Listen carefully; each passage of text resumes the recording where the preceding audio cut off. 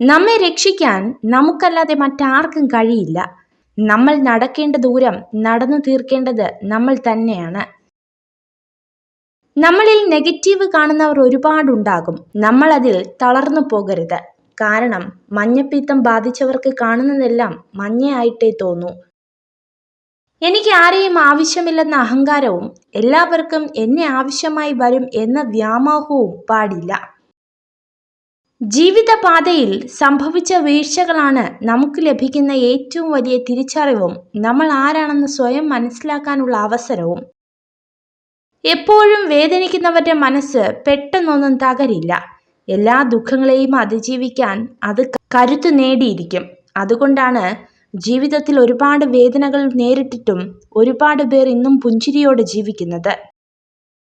നല്ല കാര്യങ്ങൾ ചെയ്തുകൊണ്ടേയിരിക്കുക. ആരെയും ബോധ്യപ്പെടുത്താൻ ശ്രമിക്കാതിരിക്കുക. ആളുകൾ ഒരിക്കലും നമ്മളിൽ സന്തുഷ്ടരാവില്ല. അവരിൽ നിന്നും ഒരു നന്ദി വാക്കുപോലും പ്രതീക്ഷിക്കേണ്ടതുമില്ല. ഫലം ഇച്ഛിക്കാതെ കർമ്മം ചെയ്യുക. വിജയം ഉറപ്പായും നമ്മെ തേടിയെത്തും. നിങ്ങൾക്കായി ജീവിക്കുക, നിങ്ങൾക്കായി പ്രവർത്തിക്കുക, എന്നാൽ ലോകത്തിനായി പ്രാർത്ഥിക്കുക.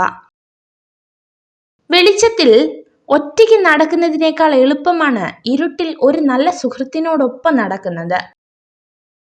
ജീവിതം എളുപ്പമല്ല. സ്വയം ശക്തനാകണം. മികച്ച സമയം ഒരിക്കലും വരില്ല. ഉള്ള സമയം മികച്ചതാക്കണം. ദേഷ്യത്തെ പേടിക്കേണ്ട, അത് സ്നേഹം കൊണ്ടാണ്. പക്ഷെ അവഗണനയെ പേടിക്കണം, കാരണം അത് വെറുപ്പ് കൊണ്ടാണ്. ചേർത്തു പിടിക്കാൻ കൈകൾ തന്നെ വേണമെന്നില്ല. സ്നേഹത്തോടെ പറയുന്ന ഓരോ വാക്കും ഓരോ ചേർത്തു പിടിക്കലുകളാണ്. ഭൂതകാലം എത്ര കഠിനമാണെങ്കിലും നിങ്ങൾക്ക് ഏത് കാര്യവും പുനരാരംഭിക്കാനാകും.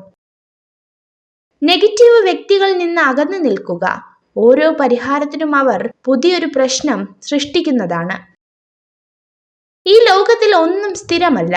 അതുകൊണ്ട് തന്നെ നിങ്ങൾ അധികമായി വിഷമിക്കേണ്ട ആവശ്യമില്ല. നന്നായി പ്രവർത്തിച്ച ശേഷം സംതൃപ്തരായിരിക്കുക. മറ്റുള്ളവർ അവർക്കിഷ്ടമുള്ളതുപോലെ നിങ്ങളെക്കുറിച്ച് സംസാരിക്കട്ടെ. സ്ത്രീകൾക്ക് ഒരാണിനെ മാനസികമായി കീഴ്പ്പെടുത്താൻ 2 കാരണങ്ങൾ മതി. 1. സൗന്ദര്യവർദ്ധന വസ്തുക്കൾ. 2.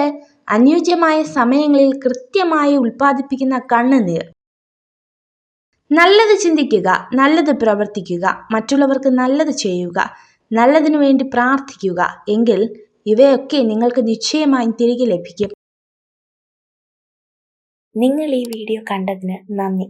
ഇതുപോലുള്ള കൂടുതൽ വീഡിയോകൾക്കായി ചാനൽ സബ്സ്ക്രൈബ് ചെയ്യൂ.